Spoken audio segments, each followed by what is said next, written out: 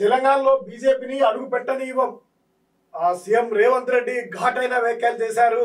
బీజేపీని తెలంగాణలో అసలు అడిగే పెట్టమని చెప్తా ఉన్నారు. ఇంతకాలం అయితే బీఆర్ఎస్ చెప్తా ఉంది ఇది ఈయన బీజేపీకి అనుసంధానంగా పనిచేస్తున్నారంటూ రేవంత్ రెడ్డిని విమర్శలు చేస్తా ఉన్నారు. మోడీతో స్నేహస్తం కలిపి రెండు పార్టీలకు ఆయనే ప్రతినిధిగా కొనసాగుతున్నారంటూ బీఆర్ఎస్ గత కొంతకాలంగా చెప్తా ఉంది. అనుమానాలు కూడా ఉన్నాయి. కాంగ్రెస్ కు అధిష్టానానికి పూర్తిగా రేవంత్ రెడ్డి మీద నమ్మకం లేదంటూ చెప్పినటువంటి ఈ పరిస్థితుల నేపథ్యంలో సీఎం స్థానంలో ఆయన అసలు పూర్తిగా ఎగనెస్ట్ గా తెలంగాణలో బీజేపీనే అడుగు పెట్టనీయమంటూ హాట్ కామెంట్ చేసినటువంటి ప్రధానమైనటువంటి జుద్దు పటేల్ గడ్డపై నుంచి చెబుతున్నా, గాంధీ బాటలోనే మోడీ గాడ్సెల్ ను ఓడిస్తాం, దేశంలోనే యువత అంతా ఏకం కావాలి. ఏఐసిసి సమావేశంలో CM Revanth Reddy hot comments. ఇక బీజేపీ పుంజుకోవాలని చూస్తుంది, ఇక్కడ అధికారంలోకి రావాలని చూస్తున్నటువంటి నేపథ్యంలో ఈయన చేసినటువంటి హాట్ కామెంట్, అది కూడా ఏఐసిసి ప్రధానమైనటువంటి మీటింగ్ లో సమావేశంలో ఆయన ఈ హాట్ కామెంట్ చేసినటువంటి వార్త ఇప్పుడు దేశవ్యాప్తంగా సంచలనం అవుతుంది.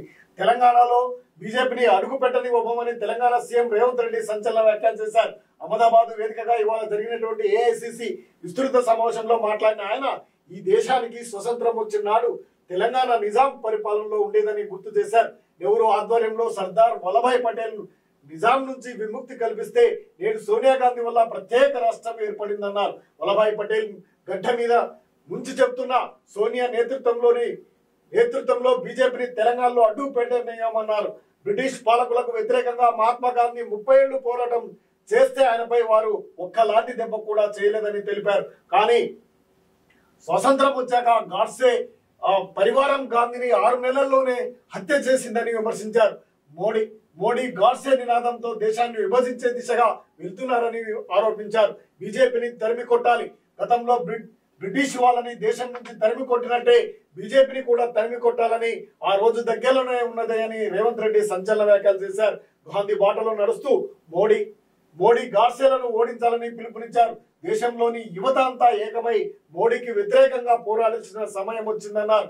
దేశంలో ప్రతి ఏటా 2 కోట్ల ఉద్యోగాలు ఇస్తామన్నారని, కానీ మోడీ అంశాలు తప్ప యువతకు రాలేదన్నారు. 3 నల్ల చట్టాలతో మోడీ సర్కార్ రైతులను వంచిస్తే తెలంగాణలో తాము అధికారంలోకి వచ్చి 10 నెలల్లోనే 2 లక్షల వరకు ఉన్నటువంటి రైతు రుణమాఫీని మాఫీ చేయడం జరిగింది. మణిపూర్ లో సంక్షోభంలో నెట్టారని ధ్వజమెత్తారు.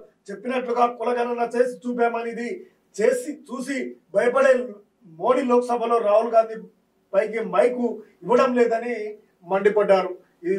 పూర్తిగా కాంగ్రెస్ అధిష్టానానికి బూస్టింగ్ ఇచ్చే విధంగా రేవంత్ రెడ్డి ఈ సమావేశంలో మాట్లాడారని చెప్పొచ్చు. ఏకంగా తెలంగాణలో బీజేపీని అడుగు కూడా పెట్టనీయమని చెప్తా ఉన్నారు.